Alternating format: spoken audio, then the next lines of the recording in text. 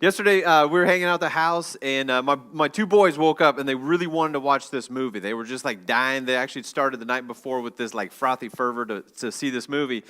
And, so Saturday morning, we're thinking about it. Go to log in, couldn't log in. It's a digital movie, couldn't figure it out. I don't know, it wasn't working, whatever. And so there's some major disappointment. We moved along in the day, and so they were busy upstairs playing, locked into something, like really focused. And Amy and I had been out in the yard working, and we came in, and she's having a quick little snack. And so I thought, I'll give it another try. So I'm trying again, and it came up, and it started to load. And I was like, oh, this is going to be great. They're going to love this. And so I said, babe, you ready to witness a miracle? And she's like, what? What are you talking about, miracle? I'm like, look it, ready? And so she was this way. The TV was behind me. And then I look, and it was like still loading. Took a couple more minutes. I was like, just hold on there. It was a bad timing. Just give me a second here. So it loaded back up. And then it started. I said, are you ready to witness a miracle? And she's like, I don't even know what this miracle you're talking about. And with it cranked to 11, I said, watch this. And then they heard the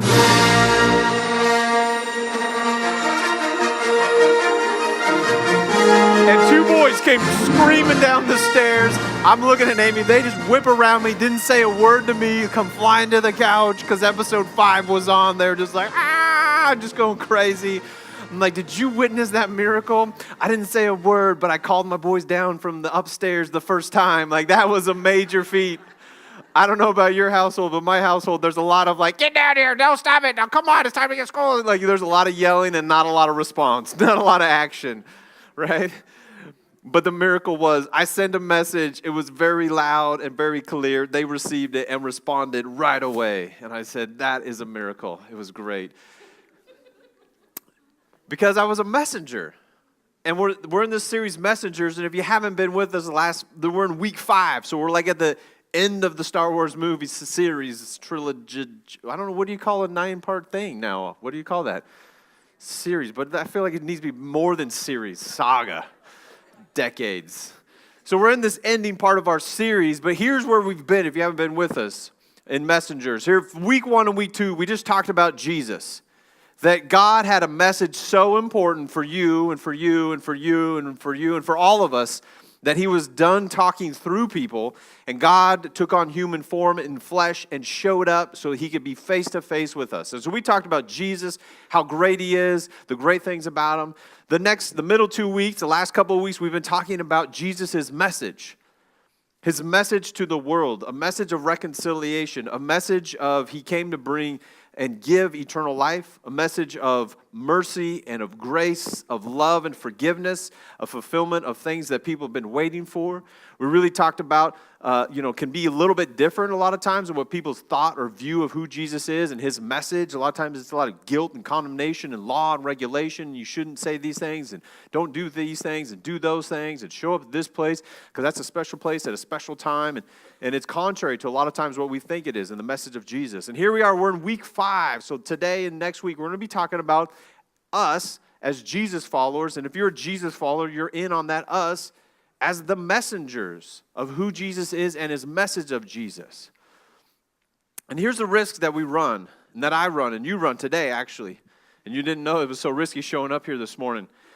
But as true of a lot of things in life, I mean, you can put this in just about every single category in life. The more that you know about something, the more that you know about who Jesus is and his message, and if you're a Jesus follower, your messenger, the more that you know is great, only to the extent that you do something with what you know. So it's pretty risky today to continue to gain more information and then to do nothing with it. Because the thought would be, well, if I do nothing with it, it just kind of stays even. Actually, the risk is it'll get worse. Because your experience of what it means to follow Jesus goes downhill if you continue to gain knowledge and do nothing with it. So my goal today is to help motivate us all to do something, a little bit more something than what we have been doing with what we're learning today. So in summary of all of this, we said it this way. God wrapped himself in human form and came to earth in order to deliver his message, which again we've expounded in person. And now we continue on with us as the messengers of God's great message to the entire world. Because if you really believe who Jesus is, and if you really believe, like many of you do, that his message is true and it's life-changing. Because if you really believe what you really believe is true, then it changes everything. It changes the world. If you really believe what you believe is true, it's changed your life. It's dramatically changed your life. And some of us need to pause and think about that and let that soak in. But it's Jesus and his message of forgiveness and eternal life and grace that has changed our entire planet. It's changed our entire world. It's turned it upside down. And we've been really honing in on it in this moment that's captured for us in John chapter 4 as Jesus and his followers are going from point A to point B. One day they're taking a day trip and they're going along and they're stopping to have a little break. And they're stopping in this spot where you can get water. And then Jesus has this conversation, this encounter with this lady who he begins to tell everything about her life. He tells her so much that she's just like blown away that he knows all of this stuff without even saying anything and all the details of her life. And so she just begins to like have her eyes open to who he is and as he's sharing. And so the disciples had left. And they're coming back, and we join the story. We pick it back up. We've been reading part by part each week. We pick it back up as the disciples are coming back. So we're in John 4, verse 27. If you've got a Bible, you can follow along electronically or paper version. Just then his disciples came back. They were shocked to find him talking to a woman because this was a huge deal. It's hard for us to even grasp. Maybe you've been in a different culture where this maybe holds a little bit more weight. But for a man of Jesus' stature to be talking to any woman, especially this woman, she's out here in the middle of the day because of her lifestyle and the way she's been shunned in the community. She's an outsider. She's at this well getting water. It's like grocery shopping in the middle of the night, like 2 a.m. because you don't want to run into people to talk to. Like if you go to Fred Meyer, like on a Sunday afternoon, you're going to talk to some folks. You ever go to Costco at like the last 30 minutes of Costco? Like that's the greatest time to shop, right? Don't steal that. Don't show up. That's my time to shop. But it's just shocking to see because she's out here trying to not meet anybody, yet Jesus is taking time with her. But none of the disciples, as they see this, as they're walking up, had the nerve to ask, what do you want with her? Kind of a real dismissive, like, or why are you talking to her? Like a real dismissive, condescending. Cam Newton probably stole that line this week from Jesus. So some of you don't have any idea what I'm talking about. You might want to Google that. So you saw it. All right. We got one of us. So they have this moment, they're walking up. So the woman, they see this kind of at the end. The woman leaves, right? Leaves her water jar. Go on here. The woman left her water jar beside the well and ran back to the village telling everyone. So she came to get water. She meets Jesus. It's so dramatic. She abandons what she's doing. She needs water for the day, to live, to breathe, to continue to exist. But you tried carrying a jug of water, like 40 pounds of water, and then running back. She's like, I'm going to leave. This is more important to run back and tell everyone than to take my water jug.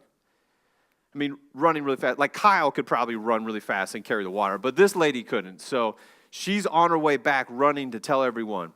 She's going to say this when she gets there, and she did. She says, come, everybody. Hey, everybody. She's like knocking on doors, running down the street. Like people are working, busy. Like come and see a man who told me everything I ever did. Could he possibly be the Messiah? Imagine her. She's been waiting for this day forever. Like maybe for you, think back to maybe your childhood birthday. Did you have a childhood birthday you looked forward to? You just remember looking ahead to, like your 16th birthday, maybe so you could get your driver's license, or your 21st birthday so you could go to the coffee shop. I mean, you imagine like something you've been waiting for. You got engaged, and however long your engagement was. We were like 3.5 months engagement because I was like, we're moving forward to this marriage thing. Like, do you just imagine a time when you've been waiting for? Some of you just love a certain holiday. You just can't wait till that comes back around on the calendar. You just think about something as maybe you're moving into retirement. You hit a retirement mark or you changed a job. You just couldn't wait for that day to show up. You're just counting down the days. Like you just can't get here fast enough. Here's this lady in the middle of her everyday routine going to get water, which she did every single day probably, to just meeting this person who she had been waiting for, that the community had been waiting for, that she had heard stories of past people in her family, grandparents had told her stories, like we're waiting for this Messiah, the one who's going to bring about reconciliation, salvation, going to restore things. You know, stuff's kind of jacked up and broken right now, but when he shows up, when the Messiah shows up, everything's going to be good. She was waiting for this day to happen. So that's why she left and she ran and was telling everybody. So the people, of course, respond to this. And they came streaming from the village to see him. And we're going to look back, or we're going to look at this a little bit more next week in the people's response and her story and how that all fits in.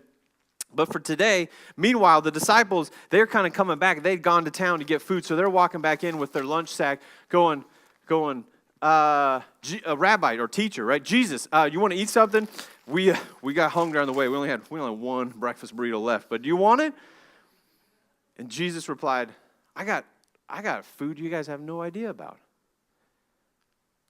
If it was me, I'd be like, so he doesn't want it? So I can have it? You know, like, are you saying there's one more for grabs? Because I'm in. He's going, no, you have no idea. I've got food. You guys are all worried about your Del Taco breakfast burritos. He's like, I got food you have no idea about. And they're probably like, what in the world? Did someone come and bring him food? Like, did we miss somebody on the road there? Was there other people here? What's going on? When Amy was pregnant with our first child, she has a high metabolism, and then when you're pregnant, you have more metabolism going on, and she would eat a full meal. We'd go out on an outing, just go out to the stores or whatever. Like an hour later, she would just be hangry. You know what hangry is? When you're hungry and angry? She would be hangry. It took me like 3 trips, and then I realized I have to take like granola bars and sneak them into my pockets and just hide them places. So when she would become hangry, I would just hand it to her. You know, like, I got food you don't know about, lady, you know, like. But here's the disciples going, what are you talking about? Like, we're just trying to get lunch going here. And I got food you have no idea about. And they are just puzzled. They are just curious. So he's like, let me explain. Then Jesus says, let me explain it to you. He goes, my nourishment comes from doing the will of God who sent me. He's going, bro, week 1 and week 2, God in human flesh. I'm a messenger. I am God. I came. Like, this is why I'm here. And from finishing his work, he's like, I can go without eating today. Jesus did that. He went 40 days without any food. Like, he understands going without food. He's saying, I can't go today without doing the will of my Father, doing his work, what he's got for me. Eating, it's no big deal. Like, I can go a couple days, a week without eating. But I can't go a moment. I can't go a second here. I'm not just sitting down with this lady sharing water with her. I'm doing the will of my Father. I'm doing his work. I can't carry on without that. And he goes on. He goes like, because they're probably giving him this real puzzled look, like, we still don't get it. So he's going to try to connect the dots here to something concrete for them so they can see what's happened. He says, all right, don't you have a saying, it's still 4 months until harvest? Like, don't you, when you plant your garden in May, anybody gardener? Anybody plant something? Anybody get in the, okay, it's a good thing. You should try it once in a while, all right? You should be good at it. But don't you, when you plant something, you put your little tomato starts in May, like after Mother's Day or whatever the last frost, you put it in, you go, all right, like September, we'll have some tomatoes show up. Anybody having some tomatoes this year? Anybody get, oh, yeah. Nothing like, fresh fruit. The rest of you are like, we just go to the store. All right, gotcha, okay. But obviously they had a saying in their culture that meant something, right? Isn't it 4 months until harvest? Like, don't you put something in, then later you're going to have something? Don't you have to wait? He goes on, I tell you, open your eyes and look at the fields. There's no more waiting. It was planted a long time ago. He's like, open your eyes and look at the fields. They are ripe for harvest. And he's not talking about food and tomatoes and gardening or wheat or anything like that. He's talking about the people that are around him. He's telling his disciples who are carrying the taco or Del Taco bag going, stop with the food already. Open your eyes to what's going on. Pay attention.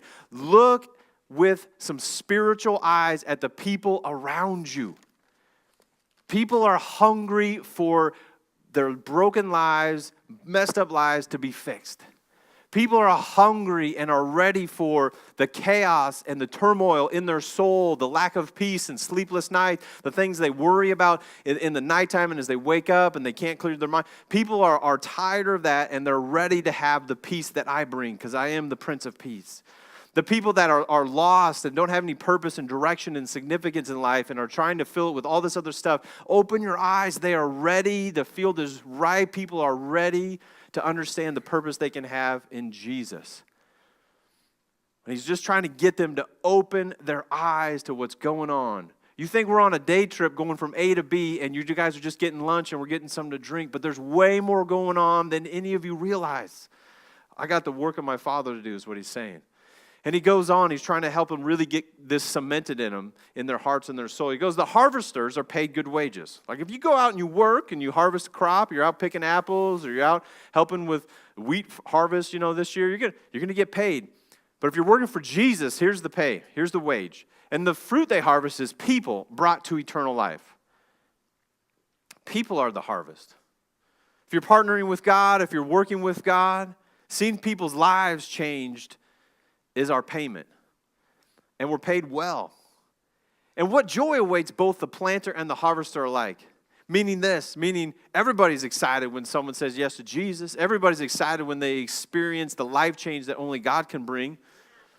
That whether you got the ball rolling with them, whether you were just a small part of their journey and you help answer some of their questions or gave them some hope, or you're in that moment with them when they're saying yes to Jesus and surrendering their lives and turning it over, and or you're the person that got to baptize them, or you're helping them walk through a growing stage of maturity. Like everybody's excited because in Jesus' kingdom, like we're just all the supporting actors. He's the lead character, he's the hero, he's the star of the show, and we're just all the supporting actors. So man, it's joyful to be part of anybody's journey. And he goes on, you know the saying, he's trying to help them really connect. You know the saying, one plants, another one harvests, and it's true. He's saying, just like you guys understand putting a seed in the ground and you didn't maybe plant it, but then you're showing up to work and you get to harvest it, like everybody's celebrating that when the harvest is good. And he goes on, he says, I sent you to harvest where you didn't plant. Others had already done the work, and now you will get to gather the harvest. Like you think about your own story, and if you're a Jesus follower, like think through that. And maybe you're not a Jesus follower, maybe you're not sure about who God is, but think about the people that have been influential in your life, just talking to you about God or inviting you here today, people along the way. But just think about your own story and how many people are involved. Like how many people, when you were early in your following Jesus or getting started, how many people talked to you, shared with you, helped you grow? How many people planted some seeds, so to speak, spiritual seeds in your life? Came along and watered those seeds and encouraged those seeds, saw gifts and talents in you and helped you grow in those. Think about how many people are involved in your life, have been. It's true, like wherever we're at, there's always a group of people helping us grow and helping us mature in what God has for us. Because God's on a bigger picture than most of us realize. That for all of eternity here, since the beginning of time until whenever time doesn't run out, how that works, right? God's got a bigger story that we're part of. And it's more than what we can really understand today, that he's been at work. And he's really been at work at one thing. It's just reconciling all of us to him. And I know that's kind of a big thing to grasp, and so I got a short, quick, couple-minute video here that kind of helps us understand how God is working throughout all of history and the story of people and where we're at today and how we can be part of it. So take a look. If you've been around Christians, you've probably heard of the idea of having a personal relationship with God, which could mean different things in the Bible, like having God as a friend, or your father, or maybe your teacher. But there's one particular way that the Bible talks about this relationship that you find all over. But strangely, we don't talk about it that much. And that's the idea of a partnership with God. A partnership like working alongside someone to accomplish a goal together. Right, and this is actually what you see at the beginning of the Bible. God creates this good world full of all of this potential. And then God appoints these unique creatures, humans, as his partners in bringing more and more goodness out of all that potential. But the humans don't want to partner with God. They rebel and try to create a world on their own terms. And so this broken partnership is the Bible's explanation for why we're stuck in a world of corruption and injustice and the tragedy of death. it's not like there's just one or two humans who have bailed on this relationship. In the story of the Bible, everyone has abandoned the partnership with God. So, what God does is select a smaller group of people out of the many, and he makes a new partnership with them called a covenant. And in a covenant, God makes promises and then in exchange asks his partner to fulfill certain commitments. And the purpose of all of this is to somehow use this covenant relationship to renew his partnership with everybody else. Now, there are actually 4 times in the Old Testament that we're told God initiates a covenant relationship with Noah, Abraham, the nation of Israel, and King David. And it's through these that God is forming a covenant family into which all people will eventually be invited. So let's see how these work. The first one is with Noah. So in this story, God has just brought the flood to cleanse the world of humanity's corruption, and Noah and his family are the only ones left. And so God makes a covenant with Noah, saying, listen, I know that humans will continue to be evil, but despite that, I'm not going to destroy it like this again. Instead, the earth will be this reliable place for us to work together. Great. So what does Noah have to do? Nothing. And that's what's so interesting about this first covenant, is that God is promising to be faithful, even though he knows humans won't be. The next time we see God make a covenant is with a man named Abraham.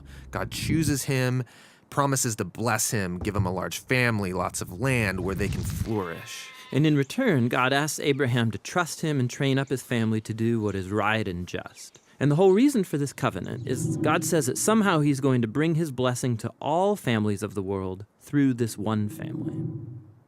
So that's Abraham. The next time we see God make a covenant is when Abraham's family grows into the tribe of Israel. And this covenant is with the whole tribe. God asks them to obey a set of laws, which are these guidelines for living well as a community of God's partners. And if they do this, then God promises to bless them and that they will become a people who then represent him to the rest of humanity. That's the covenant with Israel.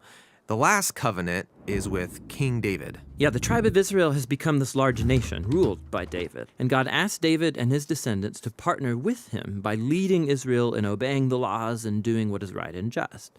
And God promises that one day, one of David's sons will come and extend God's kingdom of peace and blessing over all the nations. So those are the 4 covenants that God makes in order to restore his partnership with the whole world. But here's what happens. Israel breaks the covenant. They worship other gods, they allow horrible injustice, and so they lose their land and are forced off into exile. So it seems hopeless. But during this time, Israel's prophets talked about a day when God would restore these covenants in spite of Israel's failure, somehow. Yeah, they called it the New Covenant. And this is actually what's so interesting about Jesus, is that he's introduced into this story as the one who fulfills all of these covenant relationships.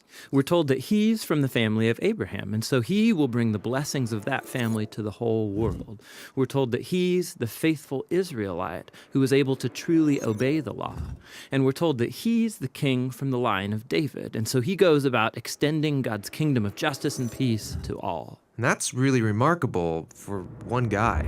Yeah, and what it highlights is perhaps the most surprising claim of all made about this man, that Jesus is no mere human, but rather God become human. And God did this in order to be that faithful covenant partner that we are all made to be, but have failed to be. And so through Jesus, God has opened up a way for anyone to be in a renewed partnership with him. So Jesus calls people to follow him and become part of this new covenant family. And despite their failures, Jesus is committed to making them into partners who are becoming more and more faithful. The story of the Bible ends with a vision of a fully renewed world, full of goodness and peace. And there's this renewed humanity there, partnering together with God to expand the goodness of his creation. And so the end of the Bible story is really a new beginning. Yeah, it's pretty awesome. We're in business with God. I don't know if you ever thought about it that way, but God is in the business of restoring everything and making it beautiful. And, you know, it doesn't take much for us to recognize that our world is broken and evil is rampant at times and at places. And things like the shootings in Las Vegas this last week just go, why is there evil and what is happening? And just the brokenness of our world and natural disasters that cause so much havoc. But Jesus and God is restoring everything, and there's going to be a new heaven and a new earth where all of that is put away and sin and evil is taken care of once and for all. And so we get to be partnered with God in the business of God, if you will, with him, looking at where he is working and helping people to be part of that for all of eternity. Because like the video said, it's really, the end is really just the beginning of what God is doing in the new heaven and the new earth where none of that is in existence. And so we're in this bigger story with God, and we just have this short time frame that we're here on planet Earth. And our days are numbered, and we don't know our days, but here we are. And so Paul, one of the Jesus followers early on, he wrote some things to a church that was just kind of maybe struggling with this a bit and trying to figure it out. And so we just want to kind of help us with that. 2 Corinthians 5, I think it just recaps everything that we just saw we've been talking about. Verse 16. So we have stopped evaluating others from a human point of view. Like the disciples, we have just quit looking at people as people. We have opened our eyes to the spiritual reality that there is stuff going on in people's lives and in people's worlds that we didn't understand before. But now that we're spiritually awake because of Christ, we understand there's more. Because at one time, we thought of Christ merely from a human point of view. And maybe that's where you're at today. Maybe you're, not a Jesus believer. You think he's just a historical figure along with Aristotle and Caesar and Abraham Lincoln as just historical people. And maybe you just think of them as a human point of view, and that's okay. We love wherever you're at in your journey. We're okay with that. But those of us that have come to know Christ understand that, man, we've quit looking at people on just a human level. We understand there's a spiritual piece component to ourselves and to people. And he goes on, so how differently we know him now. This means that anyone who belongs to Christ has become a new person, that the old life is gone and new life has begun. That when you come to Christ, you have this moment where the old Scott is done and dead and gone, and I'm tired and sick and tired of being sick and tired, and so the old Scott is gone, and I got new life because of Christ and the work he's done. That I would understand how Christ has worked, because how differently we know him now, that we've been awakened to who Jesus is. And all of this, the spiritual rebirth that we have is a gift from God. That I not only that I get to partner with God in what he's doing, but I get to experience the joy and the forgiveness and the grace he's given me, and all of that is a gift. You can't earn it. It's a free gift. We've talked about that the last couple of weeks. Again, if you're not clear, I encourage you to go back or talk with somebody here today. But it's a free gift. We can't earn it. We can't pay it forward. We can't pay it back. We can't do enough works on our own. It's a free gift in order to be made right with God, who brought us back to himself through Christ. And God, therefore, has given us this task of reconciling people to himself. That we were broken, Jesus fulfilled everything, has made it all right and possible. And so we get to hold hands and partner with God in order to bring people back to God because of what Jesus has done. So we have this task. We have this responsibility. If you're a Jesus follower, it's not an optional thing. It's something that God is inviting you into. It's a beautiful, wonderful thing. Because here's the deal. It goes on. This is why it's so wonderful and beautiful. It's all bolded on this screen because it's all really important, okay? So I don't know if you bold it all and color it all, then it becomes not because it's all the same. But anyways, you got my idea. I was like, I'll bold it, I'll color this. And then I was like, I'm coloring the whole thing, all right? Make it stick out. You ready? This is it. If you missed the whole series, if somebody's sleeping next to you, just give them awake for like 20 seconds. Here we go. Ready? This is the whole thing. For God was in Christ. God came in human form in Jesus, reconciling the world to himself. And this is what that means. You ready? This is what that means. No longer counting Scott's sins against Scott. And then, that's the beautiful, wonderful message of reconciliation. And then he gave us this wonderful message to give to other people. That's awesome. This is great. This is the good news. This is why Jesus came. This is so important for you and I to understand that he showed up in person, that our sins are no longer counted against us, and we can be made right in God's sight because of the work of Jesus' cross once and for all. Amen. All right. 3 of us are excited about that. I am really going to try to do something here. I don't know, what do you need? But, you got to get this in. If you're a Jesus follower, this is what it means to, be excited about Jesus. So, therefore, since we got this message, we're ambassadors. You're on Team Jesus as, a brand ambassador, if you will. God is making his appeal to the entire world. Everybody out there, all 7 billion people, right? The entire world is made through us. We're it. We're his delivery system.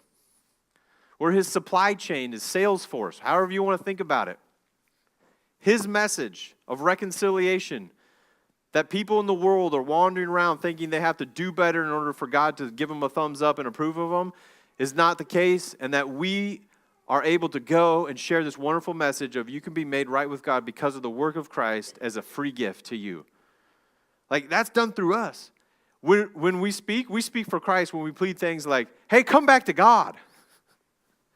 Let me just really clearly, in case you're like, I'm lost and I don't know, and there's some big words or whatever. If you're a Jesus follower, here's your message. Come back to God. That's it. Like, however you would say that in your own way. Like, hey, you should try Jesus out. Like, however you want to say that, right? God's pretty okay, dude. Like, however it works for you. Like, that's the message. Oh, life's not good. Try Jesus. I know I'm being kind of sarcastic and I'm not making fun of the message of Jesus. I'm just saying with my illustration, hopefully, that sometimes we overcomplicate it. And we take ourselves out of the job of being a messenger of Jesus as a Jesus follower because I don't know enough. I don't stand on a platform. I don't have a degree. Here's what the message of Jesus. Try him out. Come back to God.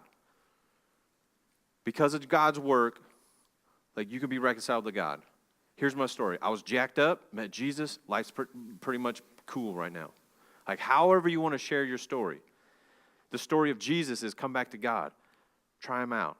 You're trying everything else out. Why don't you try God and his story? And he goes on, for God made Christ. This is how it works. This is like the back end of how this beautiful thing happens. For God made Christ, who never sinned, to be the offering for our sin. So on our behalf, the guy who didn't mess up went and was the offering for us. So that we could be made right with God through Christ. And that's the message. However you want to say that. However you want to communicate that. That's the message.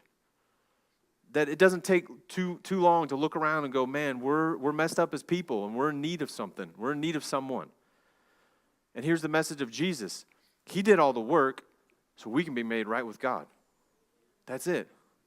Like, are you in on that? It's a free gift. Surrender your life to him and what he offers because it's a beautiful, wonderful thing of reconciliation.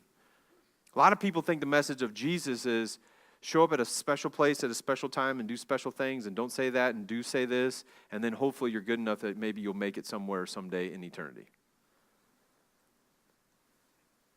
Like, that's what most people think about the message of God. God's so far, he's so distant. You look at our world and how could he's not involved and I don't know and couldn't serve and have no idea. And I mean, that's what most people think when the Bible's really thick and complicated. I don't know and whatever, and so I'm going to dismiss. That's what most people think. But here's the message of Jesus. He did all the work because we were jacked up. The guy who didn't screw up was an offering for us who had screwed it all up and walked away from the deal with God. And God's making a new deal. If you want to come back, it's a free gift. And you can be made right with God through Christ. Period. So open your eyes. Open your eyes to the spiritual reality. And if you're like, I don't know, like look at your own life and your own story of how your eyes have been opened to who Jesus is. And then open your eyes really to the people around you.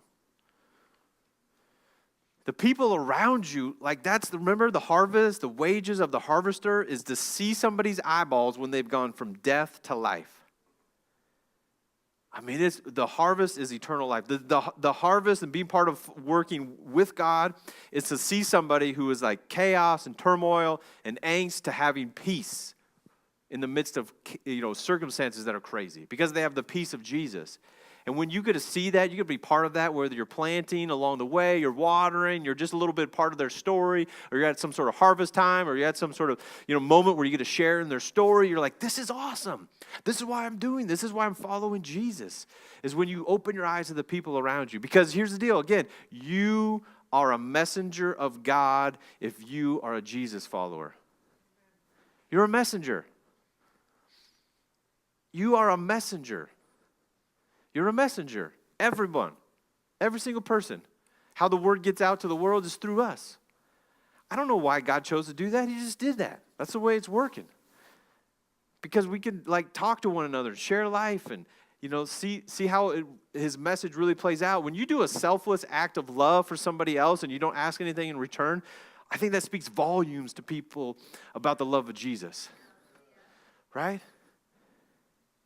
Like when you're forgiving when everybody else isn't forgiving, you're a messenger of God.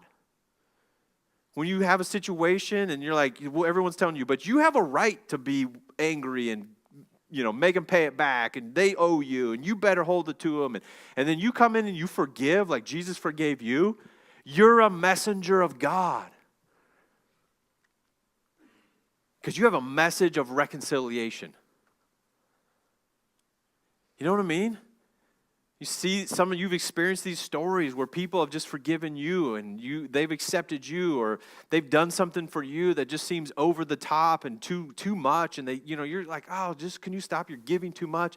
They're a messenger of how God communicates. I mean, when we speak, Christ speaks through us. Right? Open your eyes to the people around you because you're a messenger of God.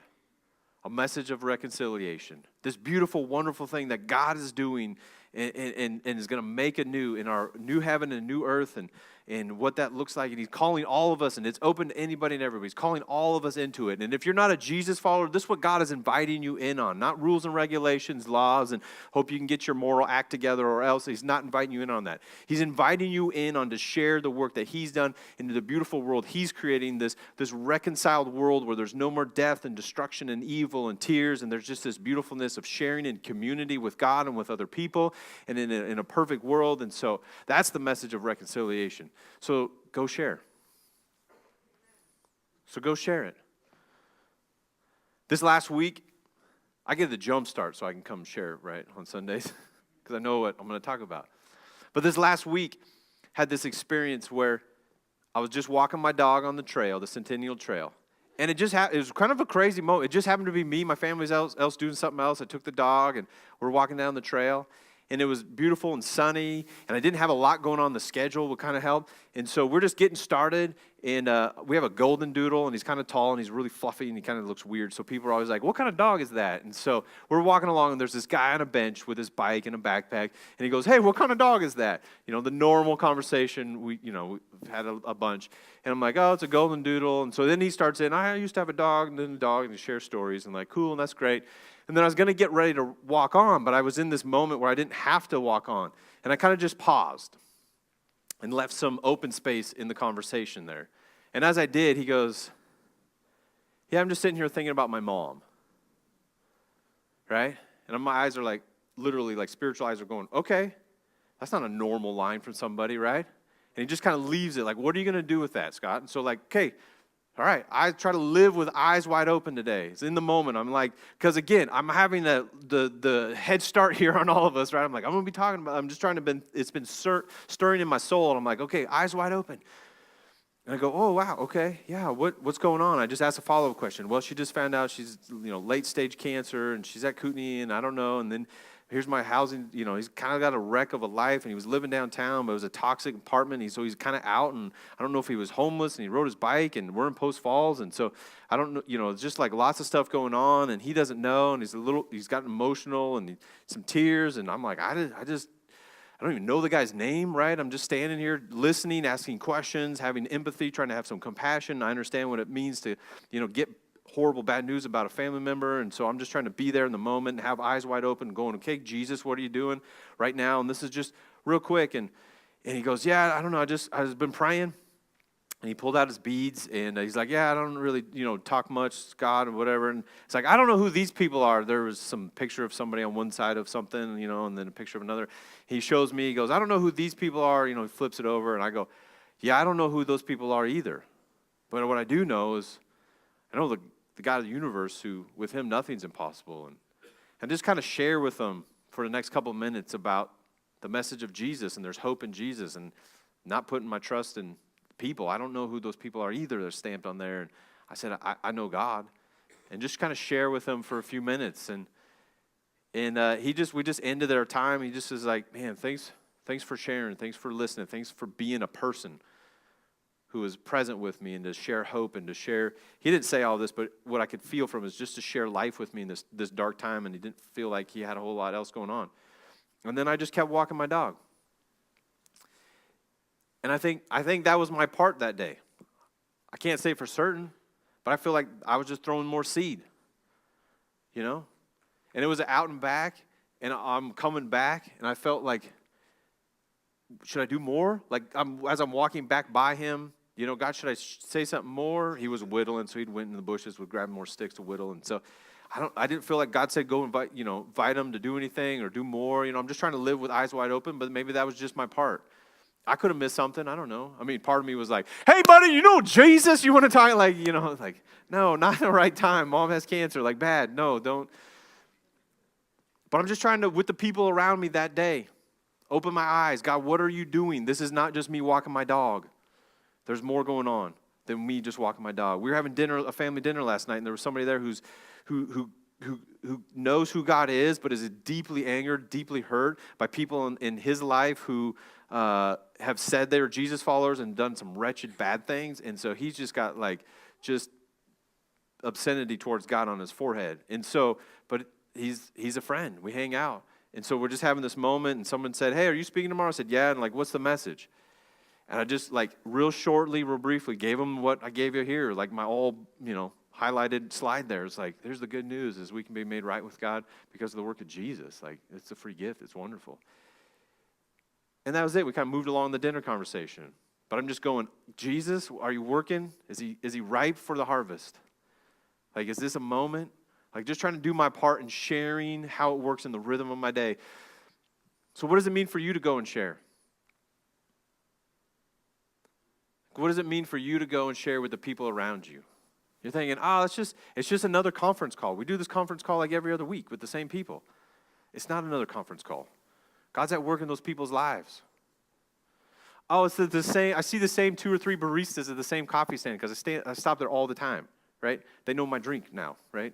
Some of us have problems, okay? But anyway, so you're no, it's not just the same 2 or 3 baristas. Oh, it's the same sales rep. I talk to that sales rep all the time, Oh, it's my friend. I've brought up God before. We haven't really got too far, so, I know where that conversation goes. No, you don't. You don't know what God is doing. God, open your eyes. Maybe God, what has happened in their life? You're not sure how God's stirring in their heart. Oh, these are just, these are the guys I work with. This is the person in the cubicle next to me. I know their story.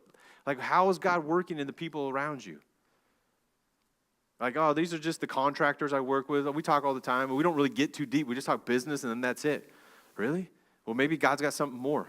Maybe they throw out a little bit one-liner I was thinking about my mom. And instead of rushing along, God's got that opportunity for you to share because you're a messenger of God. Because when you speak, Christ is speaking through you. This is the only way that the word of Jesus gets out into our entire planet. This is the only way. We all want some massive global change. It starts one person at a time.